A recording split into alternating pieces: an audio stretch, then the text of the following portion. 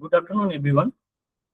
We now come to the final expert session of the 5 days faculty development program, and it is fitting to have with us a researcher whose work sits at the intersection of civil engineering, environmental science, and data-driven intelligence. We welcome Dr. Ashish Banerjee, Assistant Professor in the Department of Civil and Environmental Engineering at the Birla Institute of Technology, BIT Misra, Karachi, one of India's premier deemed universities with a long tradition of technical excellence. Dr. Banerjee joined the Department of Civil and Environmental Engineering at BIT Misra in October 2025 and has since built a focused and impactful research career centered on follow-through porous media, a fundamental area underpinning groundwater movement, fundamental transport, filtration systems, and environmental remediation. His academic work has been cited by over 233 researchers worldwide. Before joining BIT Misra, he also served as an associate lecturer in environmental science and engineering, bring a rich multidisciplinary perspective to his research and teaching. In today's closing session, Dr. Banerjee will present on the application of data-driven machine learning tools for integrated sustainable water resource management. This topic perfectly encapsulates the spirit of this FDP, bringing together advanced computational methods and the urgent need for sustainable water governance. Please join me in giving a warm and appreciative welcome to Dr. Ashish Banerjee. Sir, over to you. Thank you so much, Devanjan Das, I think, and thank you for giving me this opportunity. I'm thankful to the HIT Sir, management. maybe your audio. Am I audible? Yeah, yes, you're audible. Okay. So I'm very much thankful to you for providing me the opportunity, and especially Dr. Abhi Sarkar and Dr. Abhishek Adhikari. I think I'm especially thankful to them for contacting me, arranging this, and taking the overall burden. So shall I start, or shall I wait for few minutes for others to join, as you wish? Sir, it's okay. I think you may start.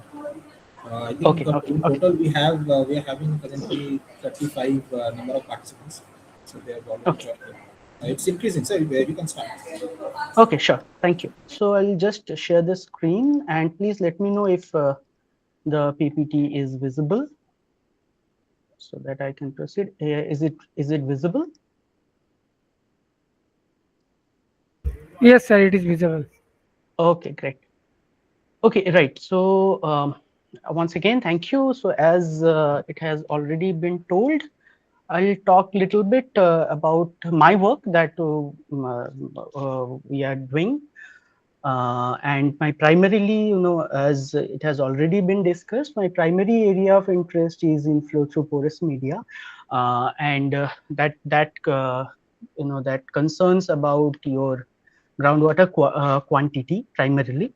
So the primary work that I do is basically in the estimation of groundwater quantity, how much groundwater extraction is sustainable or not. That is one extension. I primarily work on the fundamental aspect of it.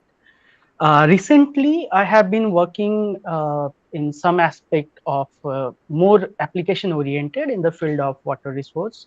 So in groundwater quality, in terms of groundwater management also in some of the cases. And the work that we do mostly are based on data-driven machine learning, so to say. Right. There are two aspects of it. One is the machine learning, application of machine learning. The second part is, as I said, the water resource management. Now, integrated water resource management, of course, it has a specific meaning, but I'm not using it in that aspect. because I work in both the areas, but I work separately. So I have so far what work we have done, we have separately worked on water quality, and separately also we have worked on water quantity. So integrated sustainable water resource management means you integrate them, combine them together. So that work we have not done yet. But since I have done both the work separately, so I'll present them separately. In future, we are working to combine them together.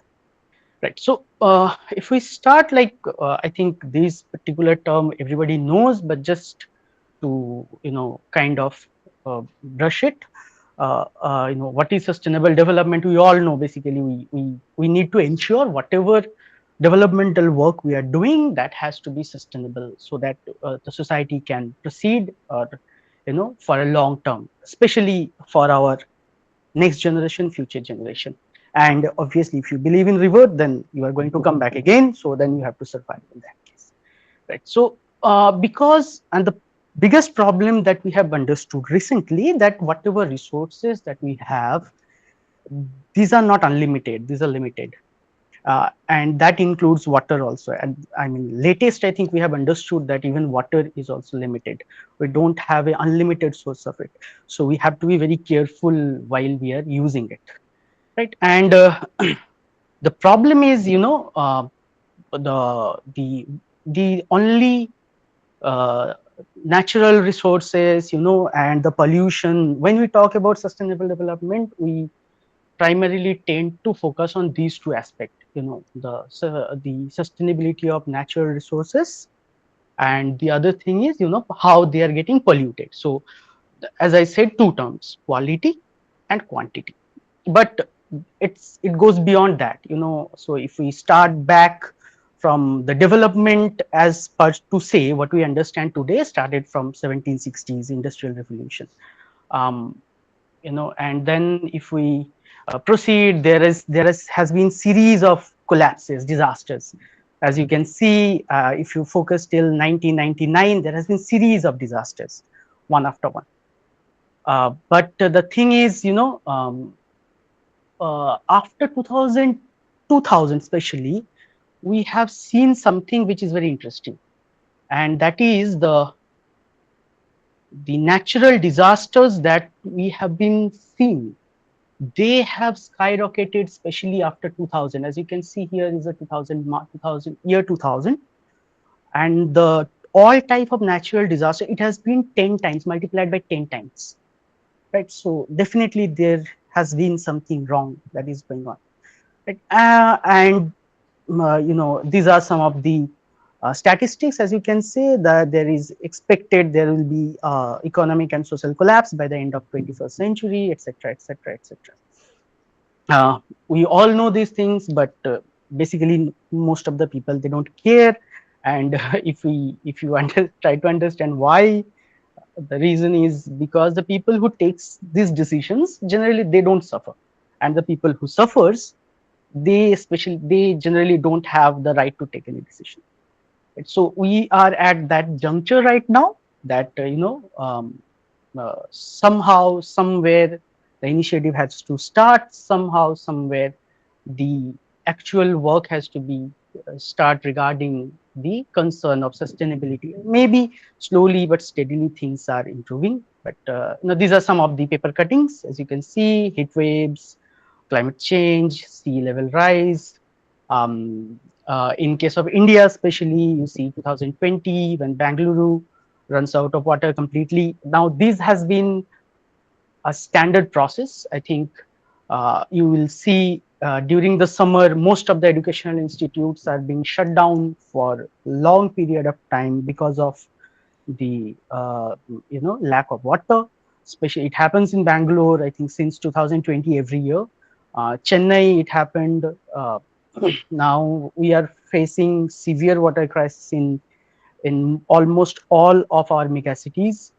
Uh, and to tackle this, I think there's United Nations long back started this Sustainable Development Program, Sustainable Development Goals. Uh, they are due to achieve, I think, by 2030. There are 17 of them. I think we all must know, we all know about them. And The thing is, whatever work that we are doing recently or what we are planning to do should align with one or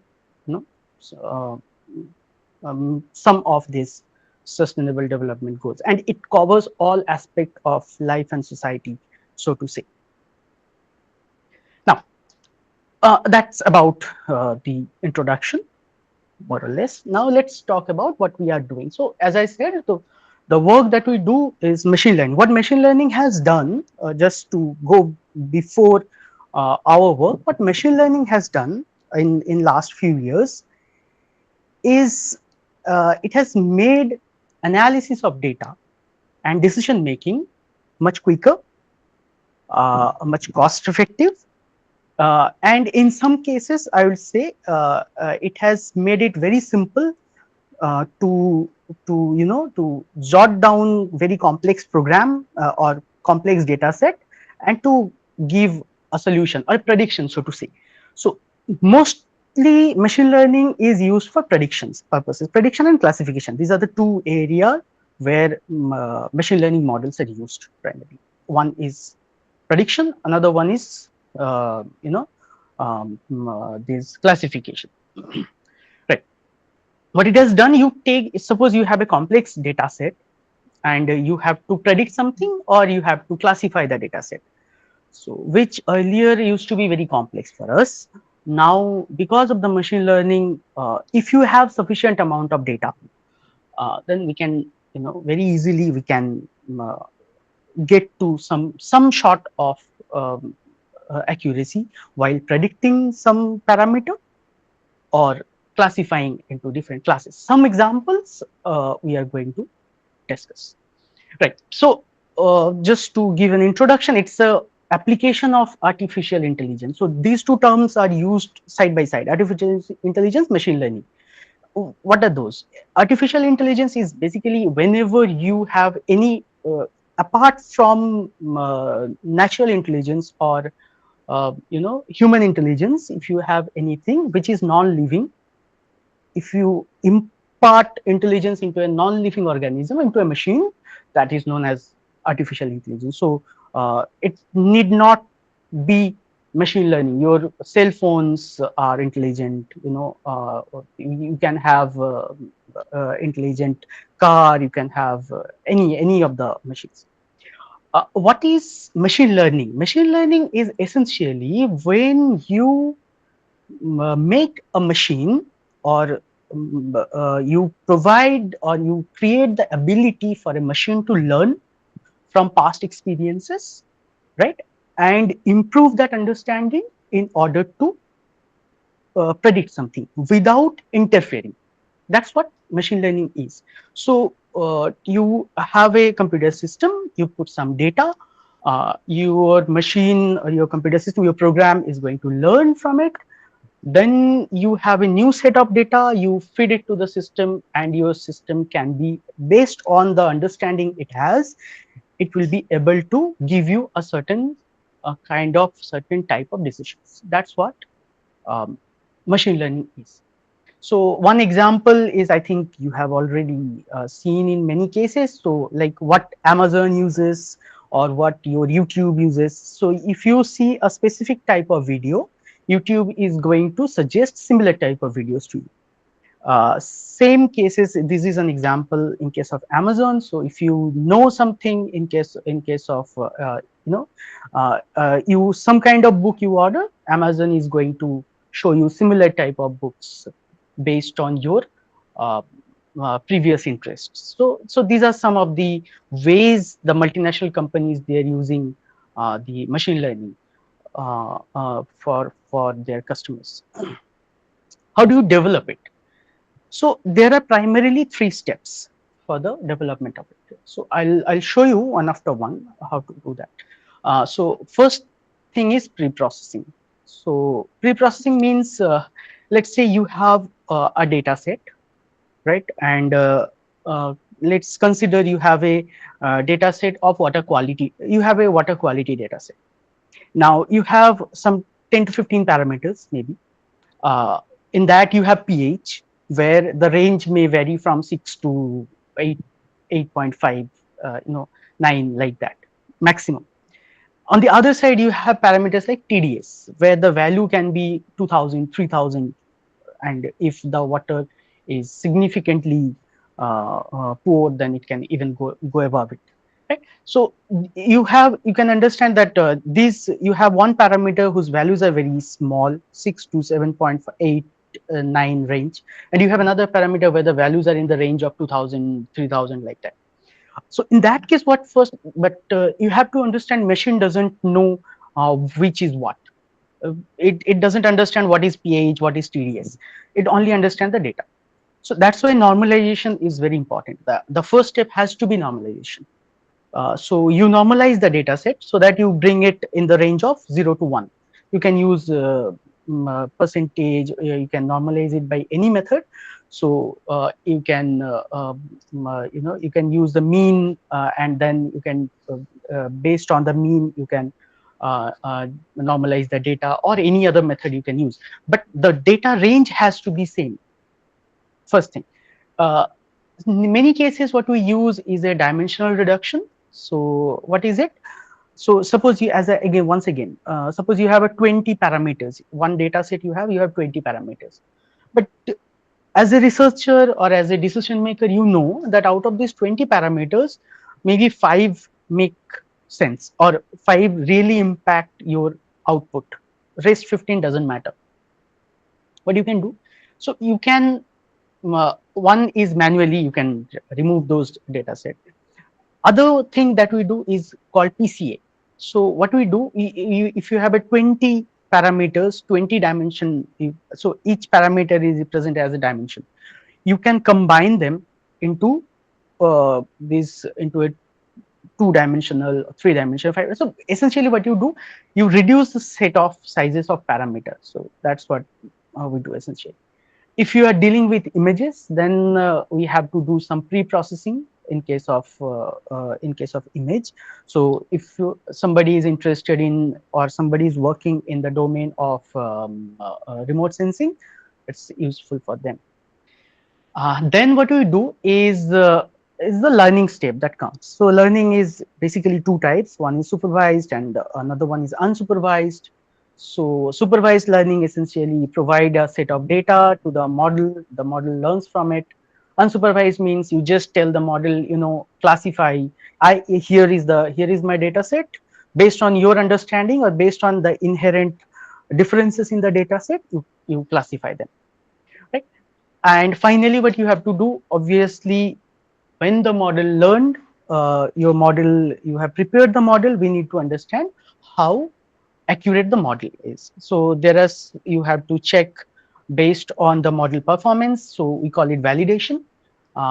Sometimes you have to check for overfitting. Overfitting means the model has learned so much from the data that when there is new modification, a new data set has been incorporated, the model just mimicking what it has learned. So it's kind of like parrots. So what you teach it, it will repeat. It doesn't know anything beyond what you have taught. So that's what overfitting means, right? So and then you have to just test your outcome, how accurate it is, and how using cross validation and all.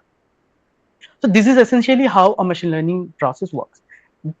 One thing we need to clearly clarify at this point, that whatever we are doing, they are background stuffs, right? So you can create an interface, you can create a website, you can create a small computer application or mobile application where these machine learning models will run in the background. You feed the input data, it's going to give you an output. So that's how it works essentially. Now these are some of the works that we have done. So the first thing is, as I said, I work a lot in case of porous media. So the easiest example of porous media to understand is soil. So if suppose you are working in the field of petroleum, if in a petroleum company, or a company like Schlumberger or Shell like that, so these people are interested to estimate how much natural gas or petrol they are going to extract from an excavation site, right? So in those cases, this study is extremely useful. or even if you are a civil engineer, suppose you are interested to design a dam, or if you are interested to estimate how much groundwater you are going to get from an aquifer. So these studies are very much important. So our work is, as I said, primarily on the fundamental side of it. So these are some of the basics. So I think we all know Darcy's equation.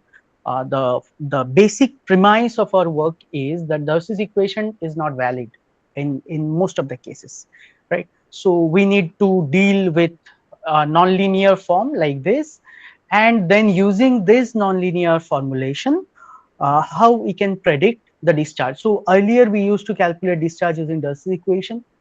This is the linear form that is being shown here. How we can use these now new observations that we have seen, that is the binomial equation or power law equation, to estimate the discharge. That is what our basic hypothesis or basic objective of our study.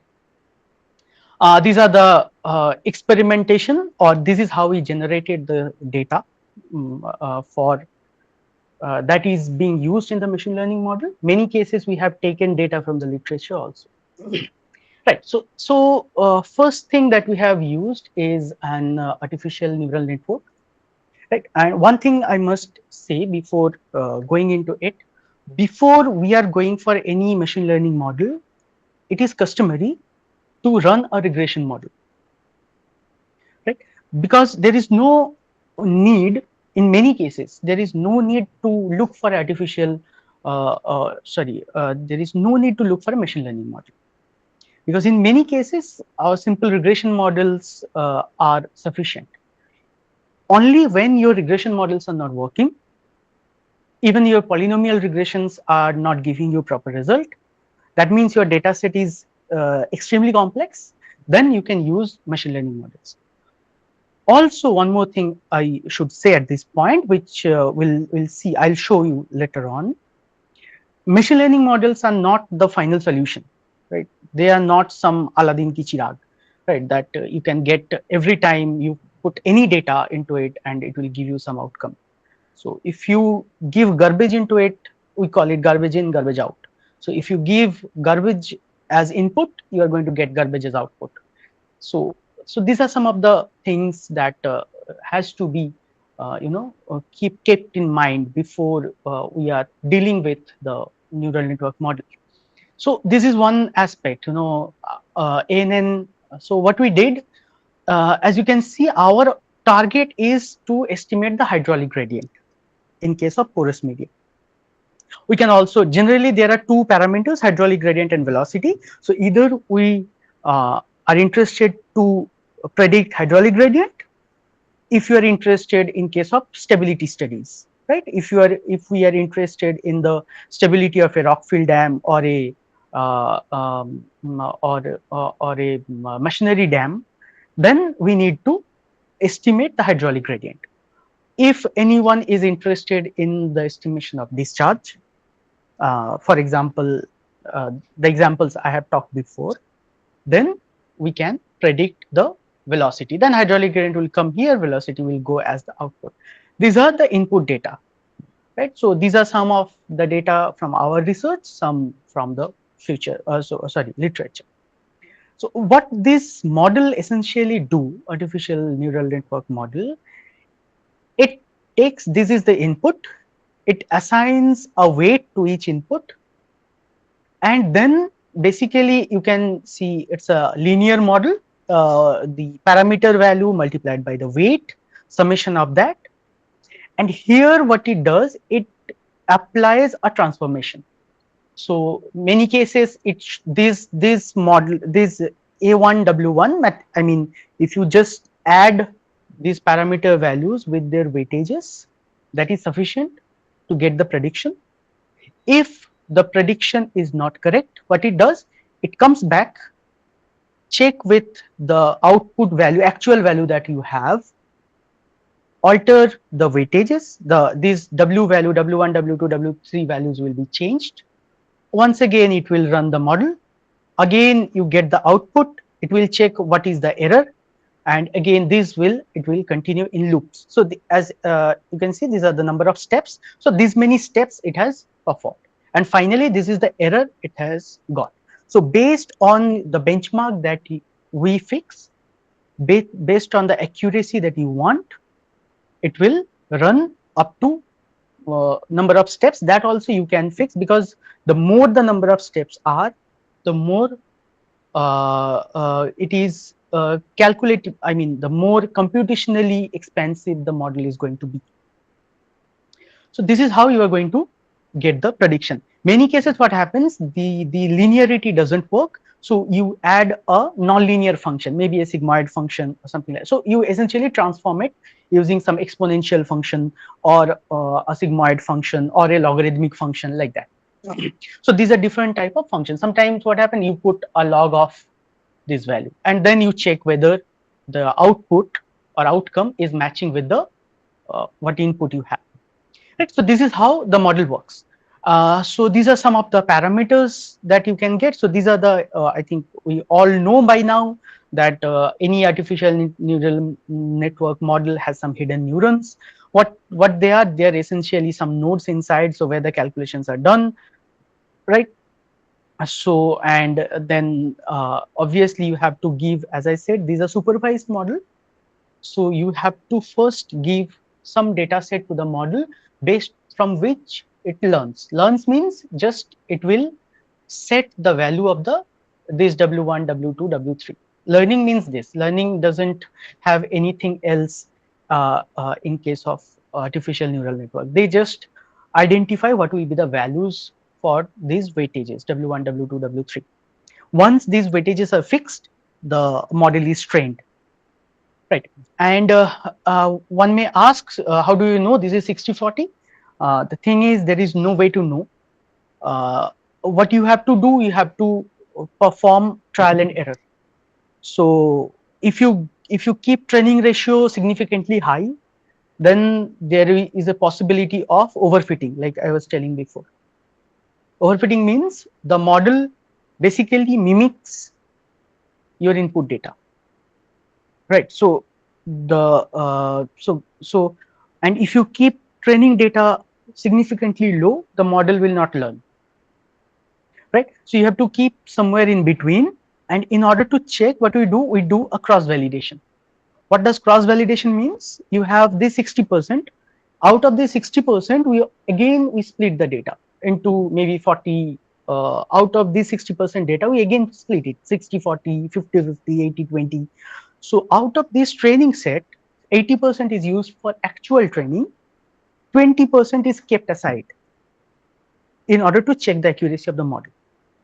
Right, so tenfold repeated cross validation means you just alter the for one time you feed 5 data, and the next time you feed another 5 data, and you check like that.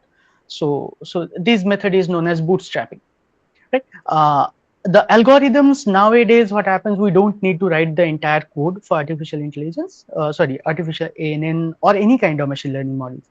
We have if depending on what platform you are using, if you're using R, or if you are using Python, they have their inbuilt codes, right? So in case of like R, I use R primarily. So in case of R, you have ANN, the entire toolbox is there. So you can just use it in order to develop this particular model. You just need to play with the parameters. MATLAB, I think they have their dedicated a toolbox for ANN, where the code is pre-written, you just need to use it. Even in Python also. So you have the libraries in Python, you have the libraries in case of R. If you are using software, dedicated softwares like MATLAB, then you have it is the separate tools. And these are some of the errors that we need to check in order to find out the accuracy of the model. And so as you can see, this is the performance of the model. So the predicted data, and you can see the observed data for the training data set that we have used. So this is essentially while the model was learning, right? And you can see it has learned quite well. In many cases, you have seen that there are some errors where some cases the error margins are high. So, but more or less they are within plus minus 20% range. When we did the prediction case, we had seen that same observation, more or less 20% line here and there. R square values are generally 0.996. Most of the cases you need to put these two lines because R square don't give actual representation of how good your prediction is in most of the cases, right? R square is essentially what is the prediction value and what is the value that you are expecting, right, and the square of it. So in some cases what happens if you have one data set which is very it is not highly correlated. As you can see here, the error is very high, around 20%, but still R square values are showing very high, 0.997. So we need to check for other parameters also. RSME best is if you put it between 20 to this kind of lines. If you put that, gives you a proper understanding of where your observations lie. So this is some work that we have done in case of water quality also. These are some of the parameters, as you can see, starting from pH to phosphate. I think there are 17 to 18 parameters are there. We did this work was done in, I think, Kadri Basin. Kadri Basin is in Andhra Pradesh, if I am not wrong. So this is the ANN model which was used to predict the water quality index. This is a ANN model. This is a deep learning model. So difference between ANN and deep learning is ANN is basically a simple model. If you make ANN model much more complex with much more hidden network, 2, 3, 4 layers of hidden network, then it becomes a deep learning model. But the principles are same for both of the cases. So we wanted to check the applicability of both the cases, ANN and the DL. DLs are not, I'll not suggest for anybody to go for DL directly because it doesn't, most of the cases we don't need it. As you can see here, a simple ANN model is also very much sufficient to predict the water quality index. Now, water quality indexes are calculated using standard process manually. As if you are working in that domain, as you know, the water quality indexes are calculated. So these input values are given, the water quality index, corresponding water quality index values are also given to the model to learn. And then the predictions were made, and these are the results.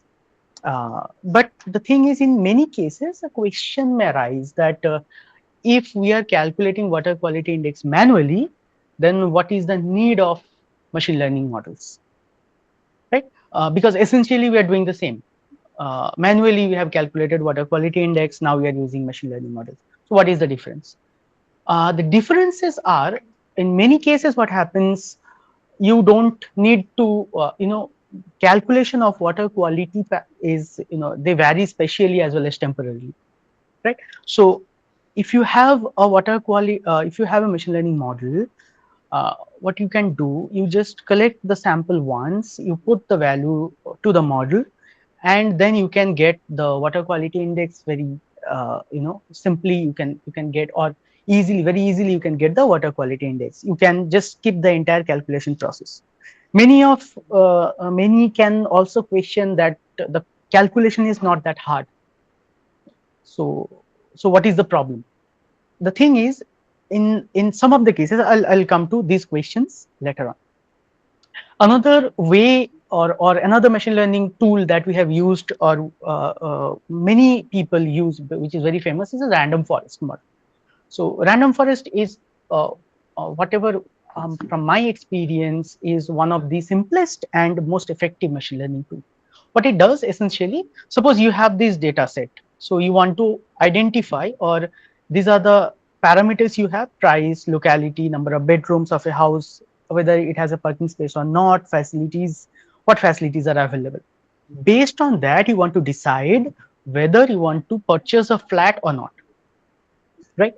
So what random forest does, Random forest, you take the entire data set and it divides the data set into a series of small data set, right? So as you can see from this data, what it has done, it has created a subset. So there are few parameters that's taken, right? So price of the house, locality, number of bedrooms. Based on this, it decides whether you should buy or not. It creates another subset. So a series of subsets it creates. From one set, it picks some parameters, right? And then it creates a series of subsets. Based on the subsets, based on the condition you provide. So these are the conditions. If the price is greater than $10,000, don't buy it. If the price is less than $10,000, buy it. Similarly, locality, if the locality is, suppose you said the locality is in A, you buy it. If the locality is at B, don't buy it. Right. So similarly, the conditions already has been. So what it does, as I said, it creates a series of subsets with some of the parameters. Based on that, in each case, it will create a decision. And finally, what it does, it aggregates all the decision into one set. That can be through aggregation. That can also be through voting, right? So if each of these subsets are a separate model, they works like a separate model. And finally, you combine them. Combination depends on you. You can, as I said, you can aggregate them, you can average them, you can vote, right? So whichever model has maximum number of decisions, that you agree. Right? So in these three models, if all three says buy, then you go for it. If two says buy, then you go for it. But if two says don't buy, then you will not go for it. So that's essentially how random forest works. So this is how a random forest classifier works. So random forest, any machine learning model, as I said, it primarily does two functions. One is classification, the other one is prediction. Similar, similar concept or similar approach can be applied for random forest regression model. So this is what we have done for the same data set, porous media data set. We developed the random forest model.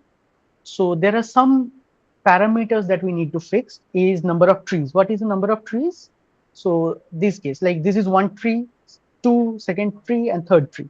So similarly, how many separate models you are going to create? So you have to run a loop in that case. As you can see, around after 500 or somewhere here 200 or 300 like that, the model outcomes doesn't vary with the number of trees. So based on that, you take the appropriate number. So you can see there is some fluctuations till 500. So around 500 the number of trees we have used. And the second thing that you have to select is the number of predictors. That means in each model, I'll go to the previous one. Like here you have 1, 2, 3. 3 predictors I have taken out of 1, 2, 3, 4, 5. Right? So how do you decide how many to consider 1, 2 out of this? So that is what is being shown here. Again, depending on the outcome, as you can see, after 4, the model really doesn't change. The model outcomes doesn't change. So we can keep it at around 4. And these are some of the M try is essentially the number of predictors. So we have kept 5. These terms I have already discussed. Method is essentially the random forest model has in. I have done the work in R. So R, there are separate series of different methods are available for applying the random forest model. So that is one. Right, and these are the prediction from the random forest model. If you compare with the ANN, as you can see, in many cases it performs better. For small values, what we have seen, random forest doesn't really give good predictions. In those cases, ANN is better. But if you go to higher value, random forest gives you better result. Right. So, yeah. 1 second. Yeah, and the other area where I think in many cases I find it most interesting or most useful is to find out the relative influence of different parameters. So like in case of porous media study, we have these many parameters, 1, 2, 3, 4, 5. Our objective was to identify which parameter has the most significant impact on the output. So in those cases, machine learning models are very useful. Uh, we cannot say which model is. If you suppose if you have a water quality index parameters, if you have 15 parameters in water quality, you want to tell which parameters which parameters are more harmful. Those cases, machine learning models are very helpful. So these are some understanding from the random forest models that we have. Right. The thing is, one problem with the machine learning is these models, as I was telling before also, these models are always as good as the data set. Right. So if you have a significant data set uh, which covers all the variations, then your machine learning models are good. But if your data set is limited, like in our case, that was the case. Our data set was limited. If you have a limited data set, then your machine learning models are as good as your data. Right. Now, again, here you have the random forest, which is used for the water quality prediction. As you can see, same process, same method, same outcomes. And these are the importance of different parameters. As you can see, for the water area where we studied the water quality, turbidity and iron were the most significant influencer in determining the water quality. Right. So general tendency is, you consider fluoride most, the tendency is we consider, we give more weightage to fluoride, we give more weightage to things like arsenic, phosphate, etc. But in our data, as you can find out, that the turbidity was most significant. So when we are identifying the quality of water, turbidity was something that was really impacting the quality of water. So this is the last one thing that I want to say, and after this, I'll conclude. Essentially, this is a work that has not been published yet, but I just wanted to add these particular things when we are talking about sustainability. This is some work that we're doing in Assam. So what it does, we are trying to identify what is the impact of we were quantifying the flood damage, and then we're trying to find out what are the parameters that are impacting the flood damage. We studied number of parameters. And again, I'm not giving you the entire result or the methodology because the paper is still under review. So what we are seeing in this case, if you look at it, so these are the variation of swamp area. Swamp area means wetland, with the FDI is essentially if you aggregate all the flood damage parameters in the sense how many villages has been destroyed, how many houses have been destroyed, what is the number of animals that has been died, how many people have been died, like that. You have several series of parameters. You can collect those data. You aggregate into one set. That is what FDI is, right? So once again, you put some weightage to each of them. So there are different methods. So multi-criteria decision making is one separate stream for doing that. Aggregate them into one index, and then we get this particular parameter, which is known as FDI. What we studied is how FDI is varying with the swamp area. That means the wetland area. And very interestingly, you find to calculate swamp area, we need to use machine learning. We can use machine learning models, obviously, because to calculate swamp area, wetland area, you have to go through the land use land cover classification. In land use land cover classification, generally we use supervised algorithm that we are discussing previously. Random forest has been found out to be one of the best in order to identify the swamp area. So what we essentially do, we identify one pixel or a region and tell the model that, see, this is the water body. So if you have any pixel which is similar to this, you identify them as a swamp area. This is how the model identifies which are the swamp area, right? So, and then we compare them with FDI. That is the integrated. So FDI essentially tells how severe the flood damage is, right? So from now on, I will FDI I will represent as how severe the flood damage is. Now, so as you can see, we have 3 years data. So whatever observations we have, they are based on 3 years observation. But we found out some interesting outcomes. Like in year 2020, the wetland area dropped. You see, sorry, swamp area increased significantly. As the swamp area increased, the flood damage dropped. 2022, the wetland area, swamp area decreased, the flood damage increased. This is for the district name is Darang, right? Same case you can find out in case of district Barpeta in Assam. 2019, 2020, 2022, there is an increase in swamp area. As you can see, there is a drop in the flood damage. Repeatedly, you have seen this. We have seen this in case of Dhubri. As you can see, there is a same kind of like slight increase in the swamp area. Here you have a significant increase in swamp area. There is a significant drop in flood damage. Same in case of this is D, that means Gwalpara. In case of Gwalpara district, there is an increase in swamp area, corresponding a significant drop in the flood damage.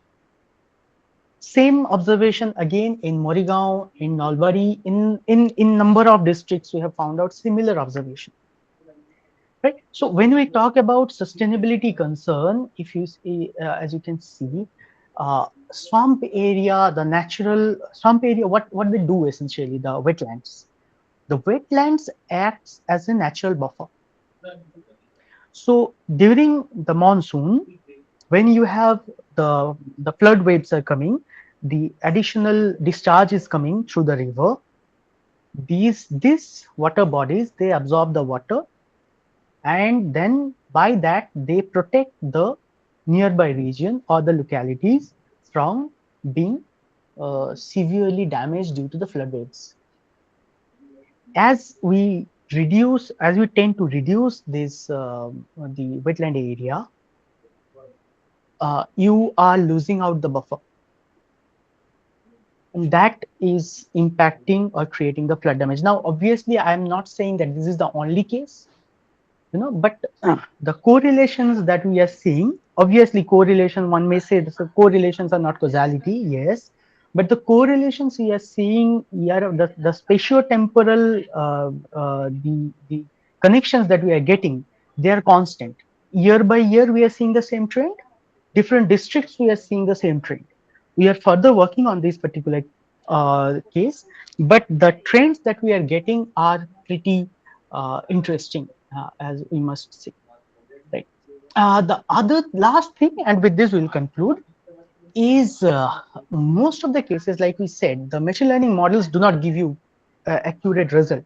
Why? Because I said if your data is not sufficient, your machine learning models doesn't give you proper observation or proper understanding. Those cases we use generally stochastic modeling or probabilistic modeling.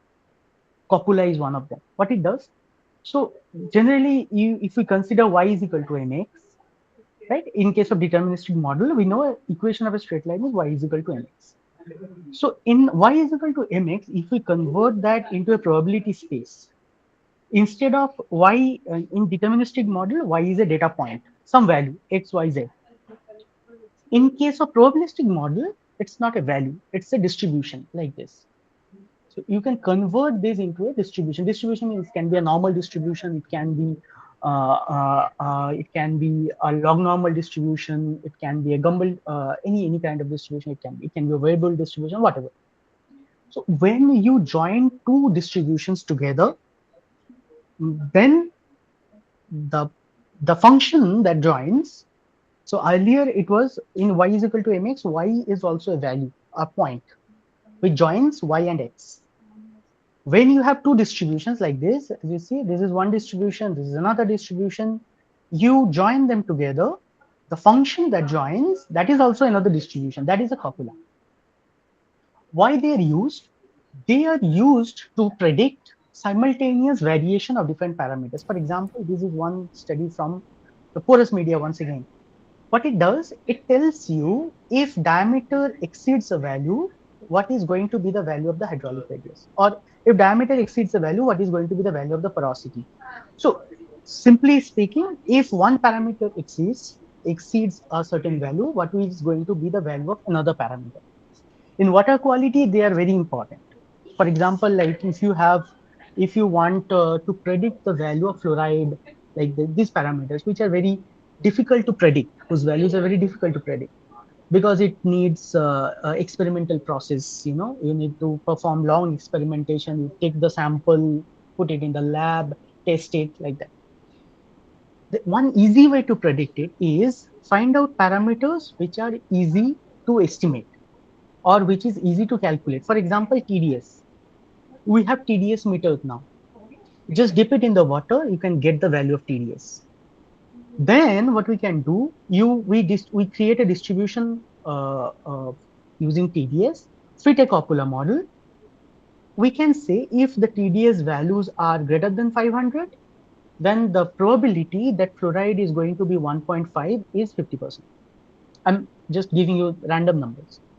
If the value of TDS is 1000, then the probability that fluoride is going to exceed its 1.5 mg per liter mark is going to be 70%. Right? So this is what it essentially says. If you have one parameter, the value is this, then the probability that the output parameter, which is of interest for me, this parameter is going to exceed certain value is this percentage.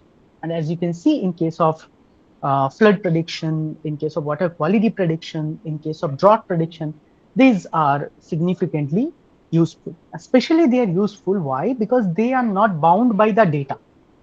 Because we are not dealing with a certain data set, deterministic data set. What we have done, we have created a distribution.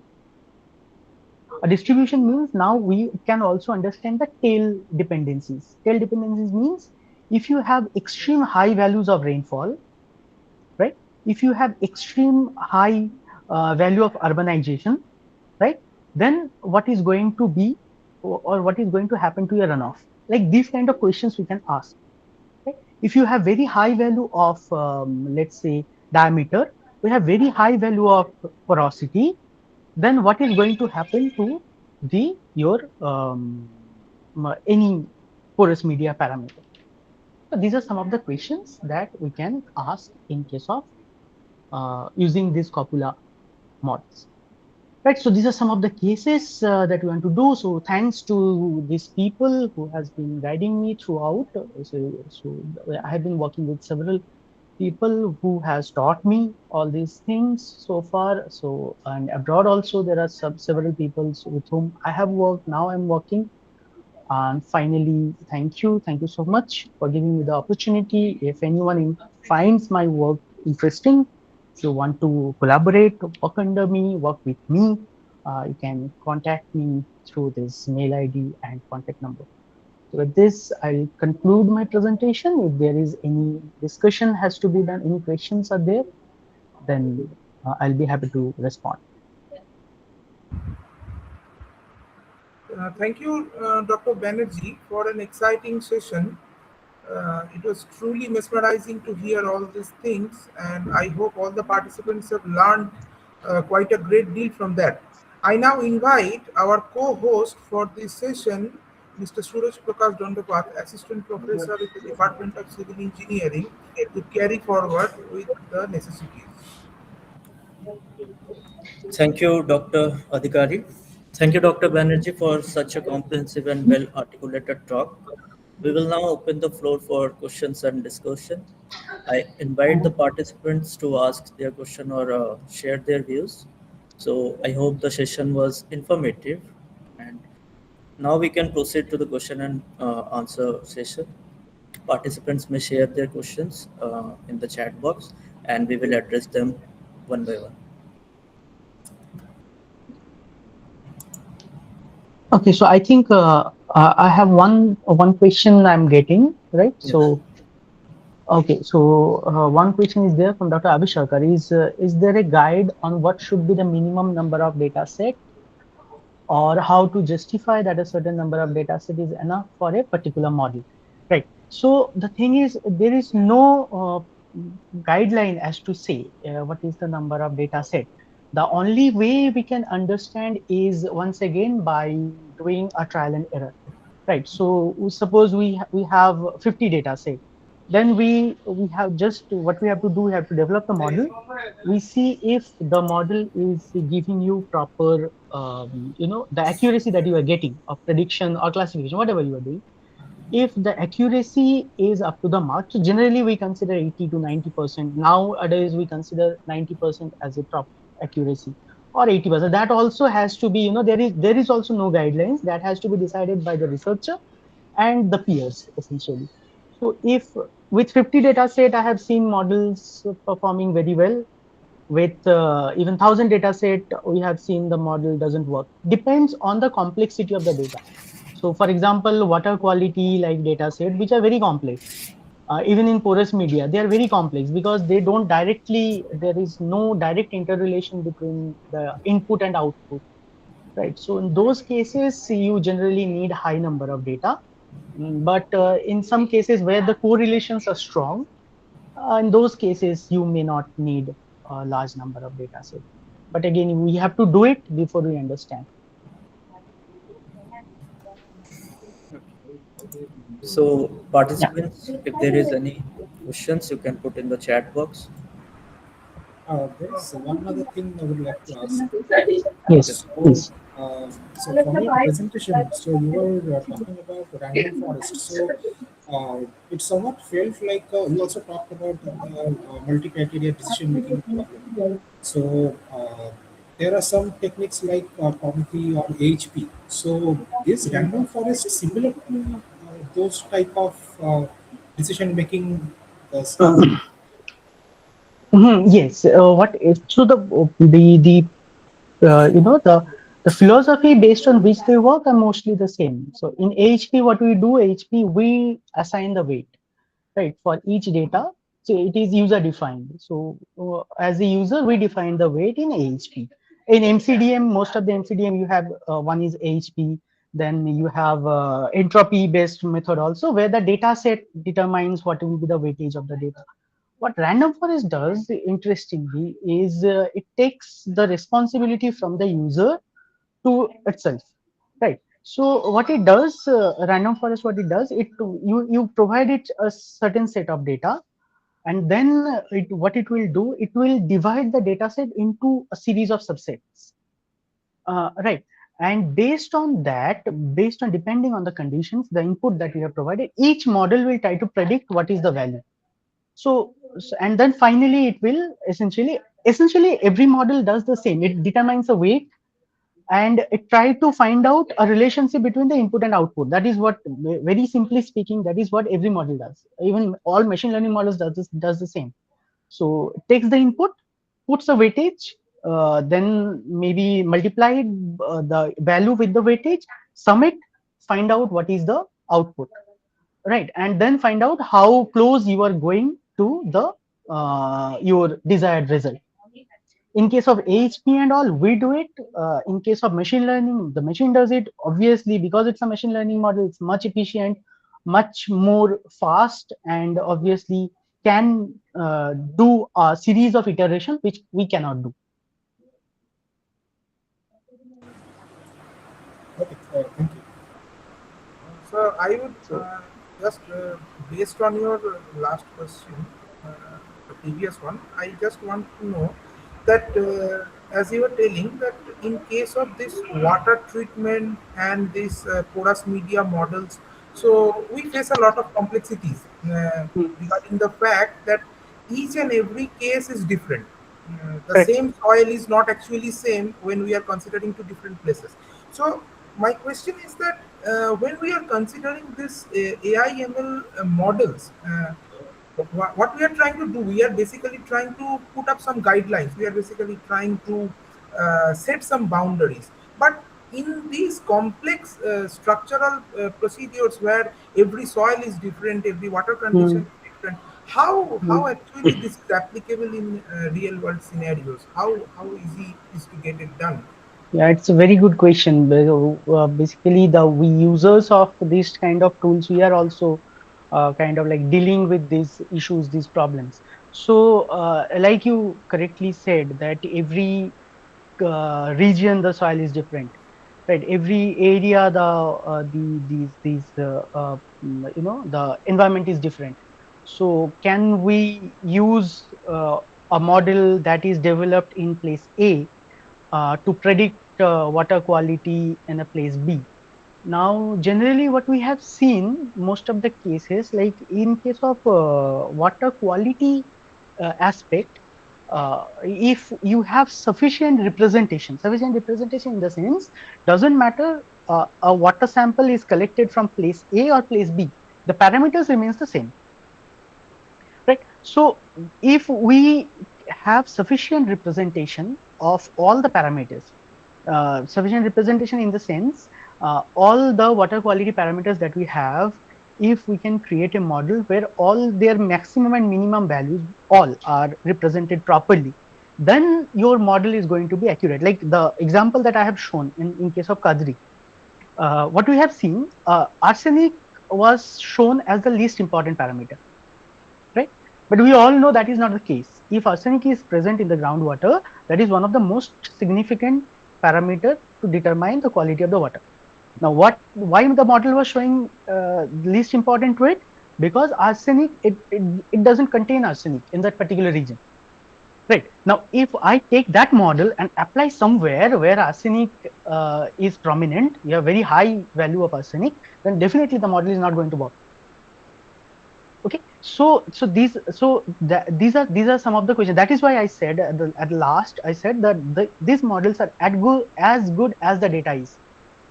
Now, so if you don't have, so that is why if we don't have a comprehensive data, for example, like in case of water quality, we can only use a machine learning model, as I said, if we have all the parameters properly represented, then only. Otherwise, use a stochastic model. Those stochastic models are universal because they don't depend on the data set. So these are some of the limitations, as you can see.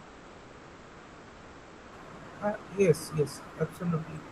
One other thing is what I believe that suppose we are in India, so when we are trying to go for some modeling, so when we are setting standards, so basically it will follow the Indian guidelines, but even the Indian guidelines have also some limitations.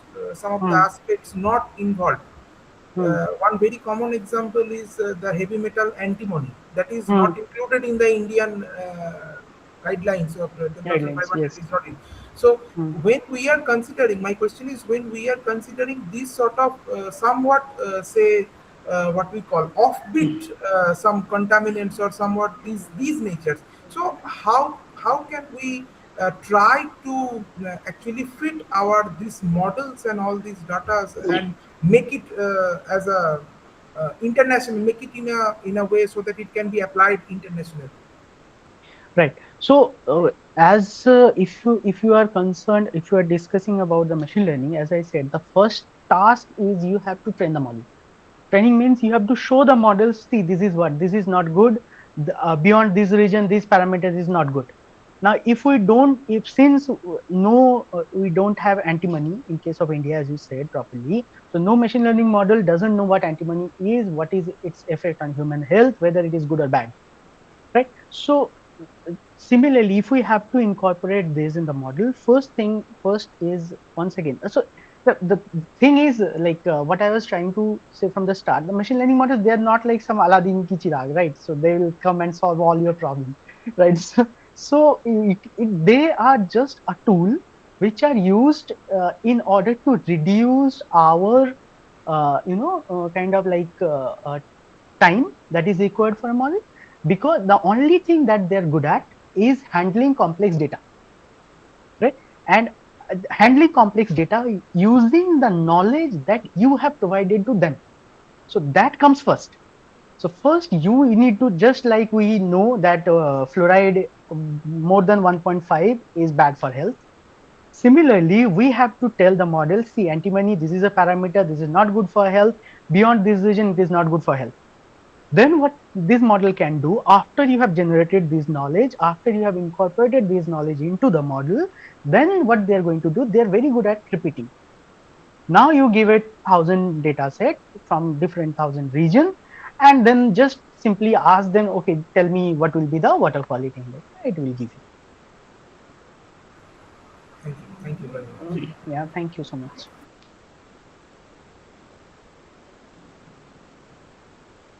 Anybody else?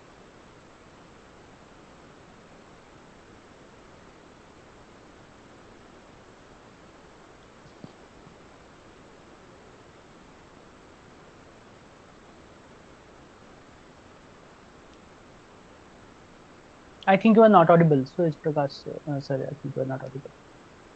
Okay.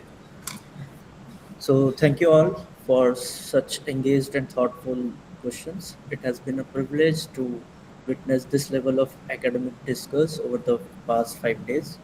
Now we move forward to the concluding part of this today's FDP session. Distinguished participants, esteemed colleagues, and our honored resource person, it is my privilege to deliver the vote of thanks for this final expert session. I, Suresh Prakash Roundabout, extend my deepest gratitude to Dr. Banerjee for gracing this concluding session with your expertise, warmth, and your invaluable insights. Thank you for making this session truly special. We also express our heartfelt thanks to all the 8 distinguished speakers across these 5 days, each of whom invested their time, their knowledge, their energy to make this program a success. So, session 1 of day 5 is now formally concluded. We look forward to the valedictory session this evening. Thank you. Now, I cordially invite Dr. Abhishek Adhikari to grace the valedictory session. Over to you, sir. Thank you. Thank you to my co-host. Thank you very much. So we have come to the concluding part of this excellent program, which have been here for the last 5 days, and lots of new knowledge have been shared to all of us, and I believe each and every one of us has been immensely benefited from these sharing, this gathering of knowledge as it is done. And that was our primary motto from the very beginning, to prepare a platform and try to invite these esteemed speakers from all around so that they can share their graceful knowledge and wisdom with us. So coming to the very end part of this session, so I, Dr. Abhishek Adhikari from the Department of Civil Engineering, welcome you to the valedictory session. Good evening, everyone. Now we have arrived at the valedictory session of our 5-day faculty development program, and what a 5 days it has been. Before I hand over to my colleague Mr. Sotobroto Patro, Assistant Professor of the Department of Civil Engineering, to take us through our expert sessions, allow me to share a few numbers that tell the story of this program's reach. We received 259 registrations from over 50 institutions across India and from as far as Bangladesh and Uganda. Our participants ranged from assistant professors and research scholars to head of departments and industry professionals.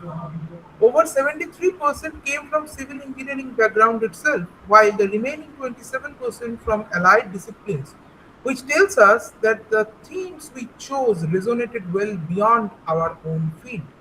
These are not just numbers, they represent colleagues who chose to spend their evenings with us, who asked questions, who stayed until the end. That means a great deal to our team. Thank you very much. I now invite Mr. Sotobroto Patro to take us through the intellectual journey of these 5 days. Thank you, Abhishek sir. 8 sessions, 8 distinguished experts. Let me take you through them briefly. Day 1. Dr. Atanu Shahu from NIT Silchar introduced us to vibroacoustic response prediction and control of composite structure, a subject at the frontier of structural and materials engineering. Day 2 brought us 2 sessions. Professor Supriya Pal from NIT Durgapur showed us how nanocomposite jute geotextile reinforcement can offer sustainable high-performance solutions for roads, railways, and slopes.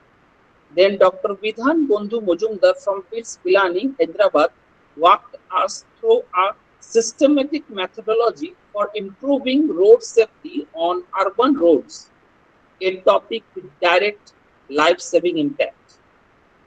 Day 3, Dr. Sukanto Das, joining us from PARI, Japan, brought a global perspective to building resilient hill cities, drawing on the lessons of Josimath. Mr. Surajit Kumar Datto from DATCON then made a compelling argument for why structural health monitoring is no longer optional. It is essential for the sustainable growth of our nation's infrastructure. Day 4, Professor Indrajit Borua from Jadavpur University opened our minds to machine learning applications in civil engineering, a convergence already reshaping how we analyze and design. Dr. Sayak Nandi from Hasponing, India, then showed us GIS-based drainage planning at real scale, a comprehensive master plan for North Chobis Parganas. And today, Dr. Ashish Banerjee from BIT Mesra brought our expert sessions to with data-driven tools for integrated sustainable water resource management. To all 8 of our speakers, on behalf of every participant here, thank you for your time and your expertise and your generosity. Back to you, Abhishek sir. Thank you, Sotobrata sir. A program like this does not run on speakers alone.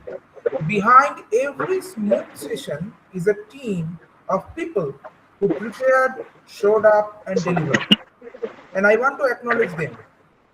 Every session of this FDP was anchored by a host and a co-host from our own department and institute, faculty, colleagues who took on this responsibility alongside their regular teaching and academic duties. They introduced speakers, managed the entire meetings, managed the meeting rooms, moderated the questions, and kept the sessions on time. They did it quietly and professionally, and this program is better for it. To every faculty colleague who participated as a host or co-host, a sincere and heartfelt thank you from all of us. And now I want to say something that I feel deserves to be said openly in front of everyone. As participants, you experienced this FDP through your screens, smooth meetings, clear audio, timely links in inbox, sessions that started on time. What you did not see was the person responsible for all of that.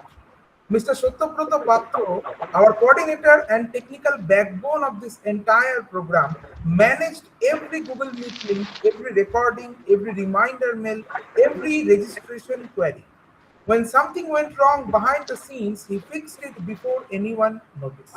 He did this all without any fuss and without seeking any credit. I again invite Mr. Sottobrata Patro, our coordinator, for the vote of thanks. Thank you, Abhishek sir. I am truly grateful. On behalf of the entire organizing committee, I would like to place on record our sincere gratitude to everyone who made this program possible. To our principal, Professor Dr. Kanti Jana sir, and our dean, Professor Dr. Vinit Kumar Deng sir, thank you for your encouragement and institutional support for the very beginning. To our HOD and FDP chairman, Dr. Shendra, your trust and leadership gave us the confidence to take this forward. To our convener, Dr. Abhishek Sarkar sir, every aspect of this program, from the theme to the speakers to the structure, reflects your planning and dedication. It has been a privilege to work under your guidance. To our co-convener, Dr. Santoshi Rao sir, thank you for your steady support throughout, particularly with communications and coordinations. And finally, to our participants, you are the reason we organized this.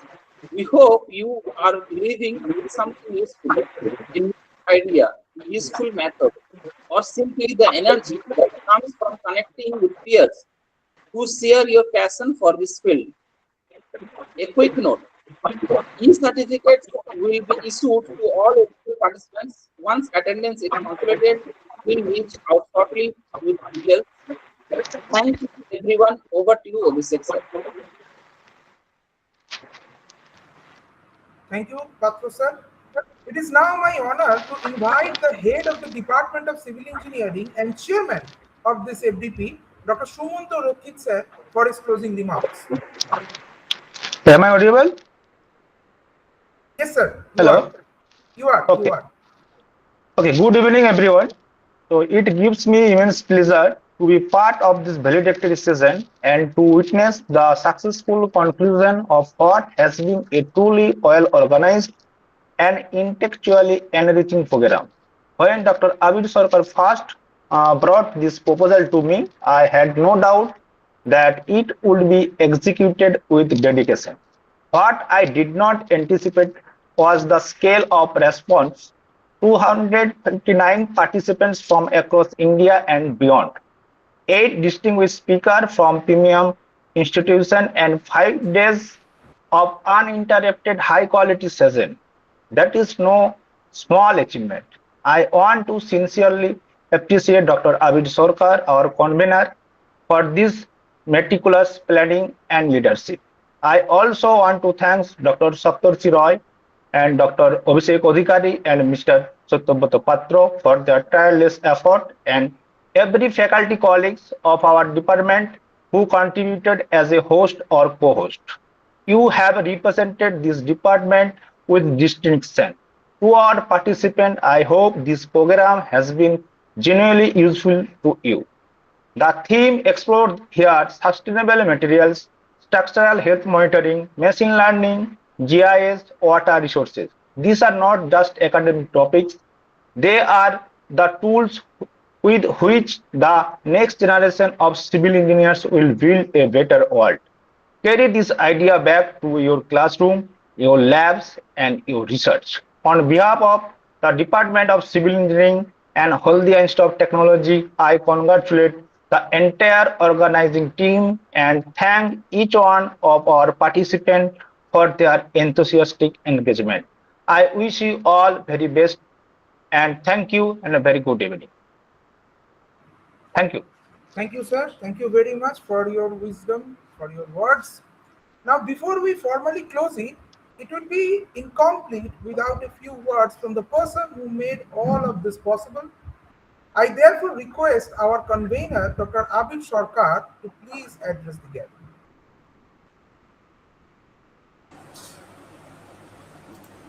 Thank you, Abhishek sir. So I had not planned to speak today. My team had everything covered, and as you just heard, they covered it beautifully. But there is one thing I want to say. I want to say it to you, the participants. Uh, when I began planning this program, I had a number in my head.